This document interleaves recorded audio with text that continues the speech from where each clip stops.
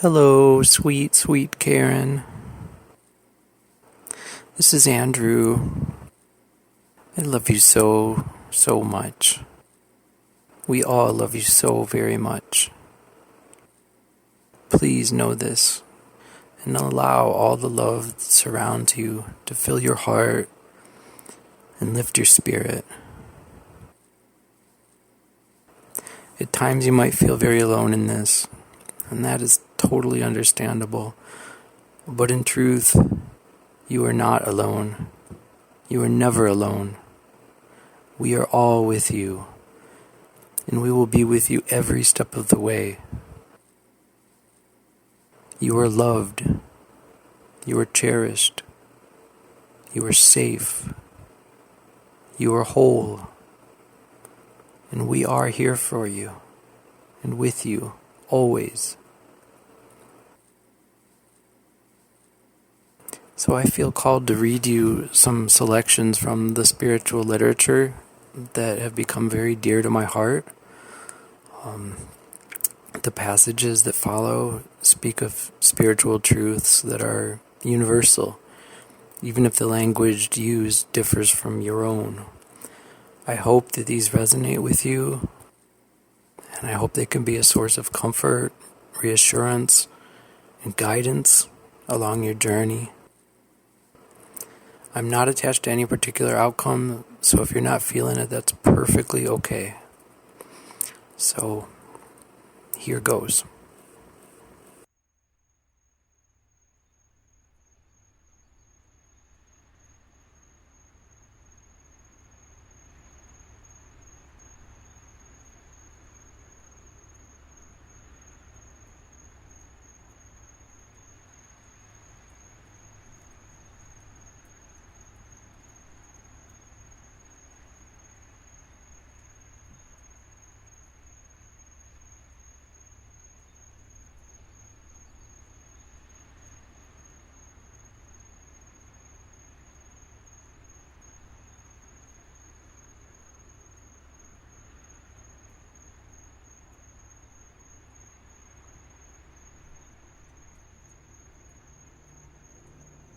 You are goodness and mercy and compassion and understanding.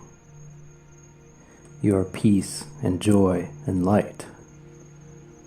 You are forgiveness and patience, strength and courage, a helper in time of need, a comforter in time of sorrow, a healer in time of injury, a teacher in times of confusion.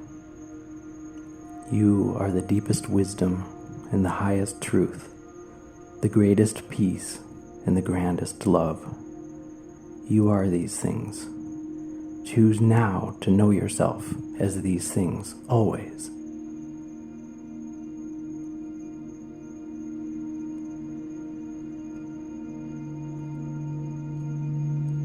Your light is seen. Your heart is known. Your soul is cherished by more people than you might imagine. If you knew how many others have been touched in wonderful ways by you, you would be astonished. If you knew how many people feel so much for you, you would be shocked. You are far more wonderful than you think you are. Rest with that. Rest easy with that. Breathe again. You are doing fine.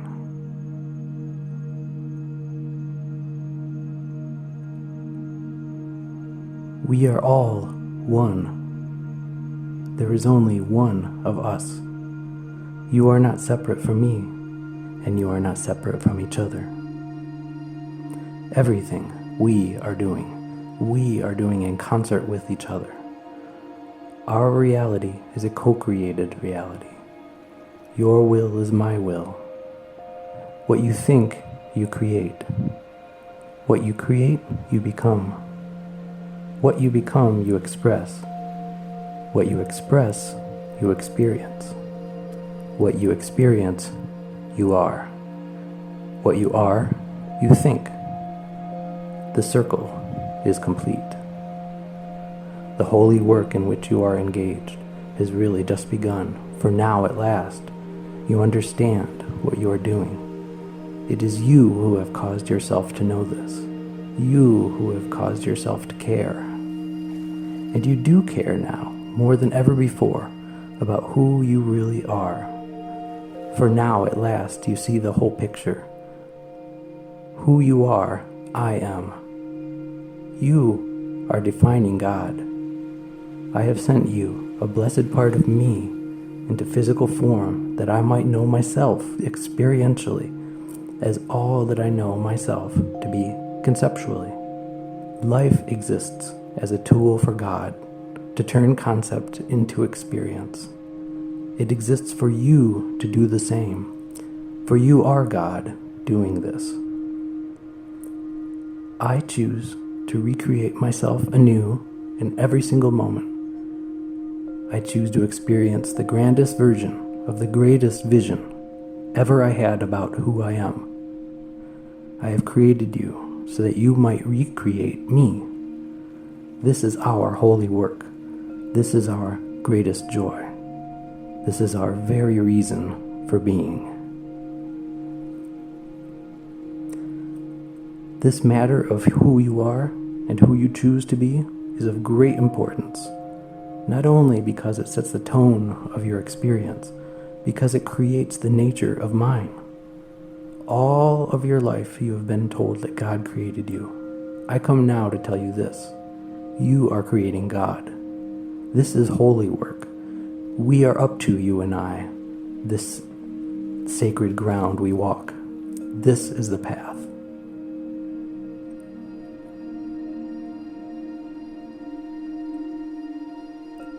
Love is the ultimate reality. It is the only, the all.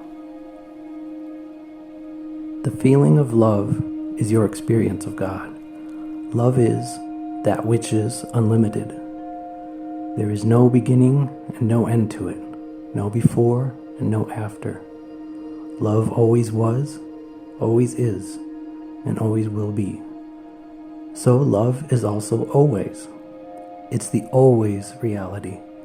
Now we get back to another word we used before, freedom. For if love is unlimited and always, then love is free.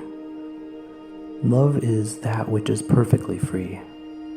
Your soul is me, and it knows it. What it is doing is trying to experience that, and what it is remembering is that the best way to have this experience is by not doing anything. There is nothing to do but be.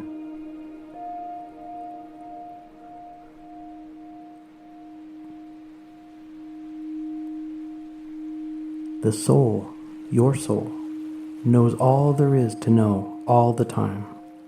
There's nothing hidden to it, nothing unknown. Yet knowing is not enough. The soul seeks to experience. You can know yourself to be generous, but unless you do something which displays generosity, you have nothing but a concept. It is your soul's only desire to turn its grandest concept about itself into its greatest experience. Until concept becomes experience, all there is speculation. I have been speculating about myself for a long time, longer than you and I could collectively remember. Longer than the age of this universe times the age of the universe. You see, then, how young is, how new is my experience of myself through you. There is only one purpose for all of life, and that is for you and all that lives to experience fullest glory. The wonder of this purpose is that it is never ending. Should there come a moment in which you experience yourself in your fullest glory, you will in that instant imagine an ever greater glory to fulfill. The more you are, the more you can become. And the more you can become, the more you can yet be.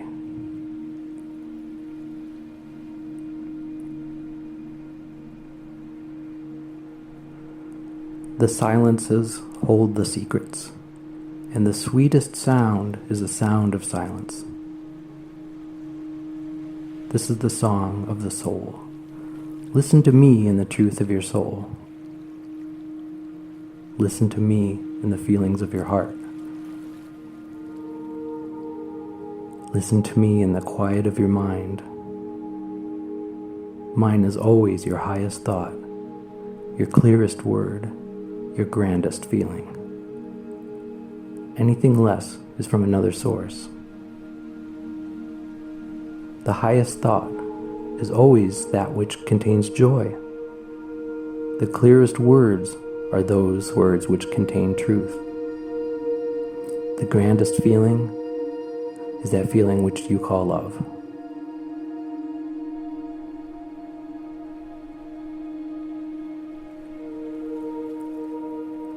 What if I told you that what you call death is the greatest thing that could happen to anyone? What then? There is no death. Life goes on forever and ever. Life is. You simply change form. Everything is always alive. There is no such thing as dead. There is no such state of being. That which is always alive simply shapes itself into a new form, a new physical form. That form is charged with living energy, the energy of life, always. Life, if you are calling life the energy that I am, is always there. It is never not there. Life never ends, so how can there be a point when life begins? I tell you this, at the moment of your death, you will realize the greatest freedom, the greatest peace, the greatest joy, and the greatest love you have ever known. Understand that death is not an end, but a beginning, not a horror, but a joy. It is not a closing down, but an opening up. The happiest moment of your life will be the moment it ends. That's because it doesn't end, but only goes on in ways so magnificent, so full of peace and wisdom and joy, as to make it difficult to describe and impossible for you to comprehend. After you change form, consequences cease to exist. There is just knowing. Consequences are an element of relativity. They have no place in the absolute because they depend on linear time and sequential events. These do not exist in the realm of the absolute. In that realm, there is naught but peace and joy and love. In that realm, you will know at last the good news that your devil does not exist, that you are who you always thought you were, goodness and love. I tell you this, there is no afterlife, but only life. Death does not exist. Death is never an end, but always a beginning. A death is a door opening, not a door closing.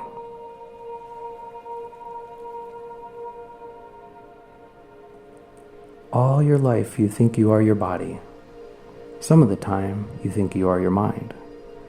It is at the time of your death that you find out who you really are. You are a tripart being made of body, mind, and spirit. You will always be a tripart being, not just while you are living on the earth. There are those who hypothesize that upon death the body and the mind are dropped. The body and the mind are not dropped. The body changes form, leaving its most dense part behind, but retaining always its outer shell. The mind, not to be confused with the brain, goes with you too, joining with the spirit and the body as the one energy mass of 3 dimensions or facets. Should you choose to return to this experiencing opportunity that you call life on earth, your divine self will once again separate its true dimensions into what you call body, mind, and spirit. In truth, you are all one energy, yet with 3 distinct characteristics. The soul watches this whole drama play out, year after year, month after month, day after day, moment after moment, and always holds the truth about you. It never forgets the blueprint, the original plan, the first idea, the creative thought. Its job is to remind you, that is to literally remind you, so that you may remember once again who you are, and then choose who you now wish to be. In this way, the cycle of creation and experience, imagining and fulfilling, knowing and growing into the unknown, continues both now and even forevermore.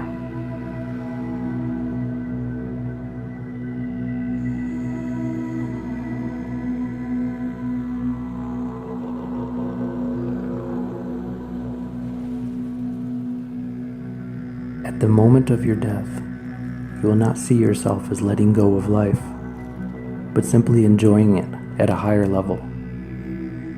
When you die, you do not stop creating. Now, the reason you do not stop creating when you die is that you don't ever die. You cannot, for you are life itself, and life cannot not be life. Therefore, you cannot die. So at the moment of your death, what happens is you go on living. What occurs in your life after this is far too extraordinary to describe here in terms you could comprehend, because the experience is other dimensional and literally defies description using tools as severely limited as words.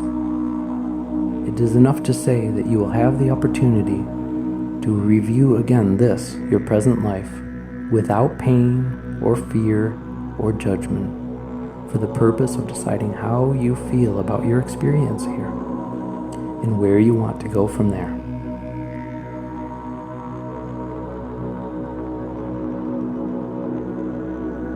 In the time after your death, you may choose to have every question you ever had answered, and open yourself to new questions you never dreamed existed.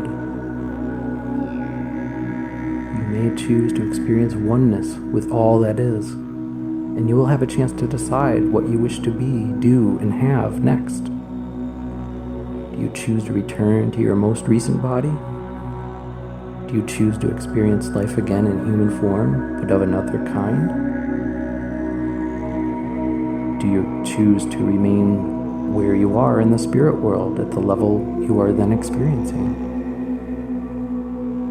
Do you choose to go on, go further in your knowing and experiencing? Do you choose to lose your identity altogether and now become part of the oneness?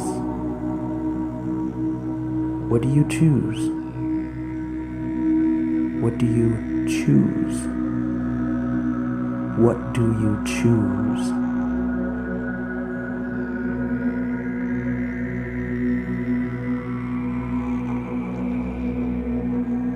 Some souls feel that there is a lot more they would like to know, and so they find themselves going to a school, whereas other souls, what you call old souls, teach them. And what do they teach them?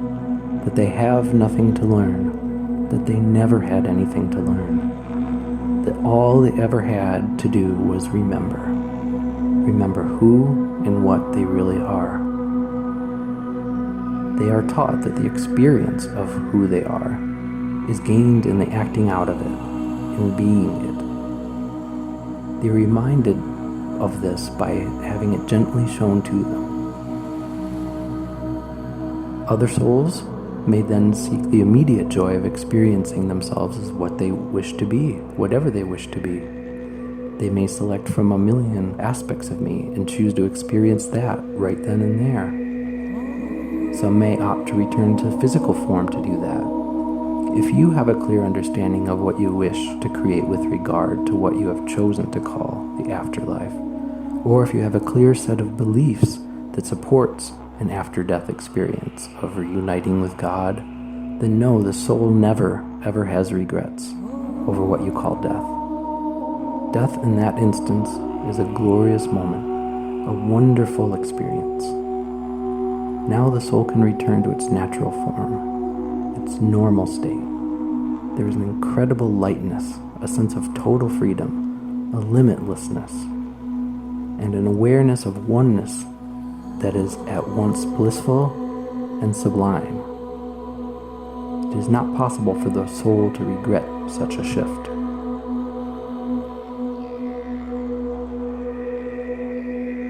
Nothing is painful which you understand is not real. Let me repeat that. Nothing is painful which you understand not to be real. It is like a movie, a drama, played out on the stage of your mind. You are creating the situation and the characters. You are writing the lines. Nothing is painful the moment you understand that nothing is real. This is as true of death as it is of life. When you understand that death too is an illusion, then you can say, "O death, where is thy sting?" You can even enjoy death. You can even enjoy someone else's death. Does that seem strange? Does that seem a strange thing to say? Only if you do not understand death and life. Death is never an end, but always a beginning. A door opening, not a door closing. When you understand that life is eternal, you understand that death is your illusion, keeping you very concerned with and therefore helping you believe that you are your body. Yet you are not your body, and so the destruction of your body is of no concern to you. Death should teach you that what is real is life, and life teaches you that what is unavoidable is not death, but impermanence. Impermanence is the only truth. Nothing is permanent. All is changing. In every instant. In every moment. Were anything permanent, it could not be, for even the concept of permanence depends on impermanence to have any meaning. Therefore, even permanence is impermanent. Look at this deeply. Contemplate this truth. Comprehend it, and you comprehend God. This is the Dharma, and this is the Buddha. This is the Buddha Dharma. This is the teaching and the teacher. This is the lesson and the master. This is the object and the observer rolled into one. They have never been other than one. It is you who have unrolled them so that your life may unroll before you. Yet as you watch your own life roll out before you, do not yourself become unraveled. Keep yourself together. See the illusion. Enjoy it, but do not become it. You are not the illusion, but the creator of it. You are in this world, but not of it. So use your illusion of death. Use it. Allow it to be the key that opens you to more of life. See the flower as dying, and you will see the flower sadly. Yet see the flower as a part of a whole tree that is changing and will soon bear fruit, and you see the flower's true beauty. When you understand that the blossoming and the falling away of the flower is a sign that the tree is ready to bear fruit, then you understand life. Look at this carefully, and you will see that life is its own metaphor. Always remember, you are not the flower, nor are you even the fruit. You are the tree, and your roots are deep, embedded in me. I am the soil from which you have sprung, and both your blossoms and your fruit will return to me, creating more rich soil. Thus, life begets life and cannot know death. Ever.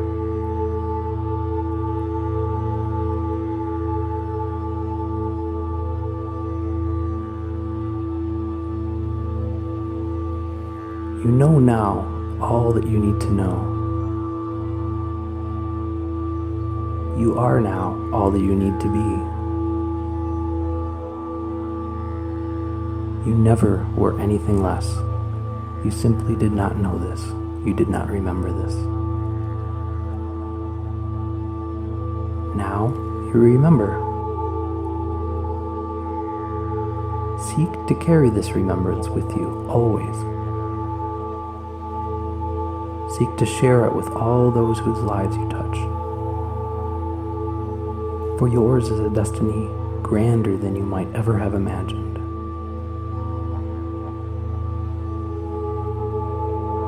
Do not feel abandoned.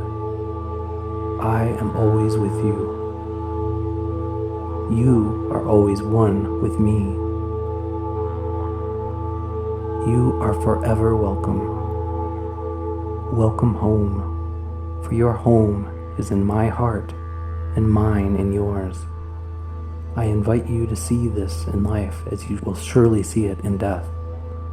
Then you will know that there is no death, and that what you have called life and death are both part of the same unending experience. We are all that is, all that ever was, and all that ever will be. World without end.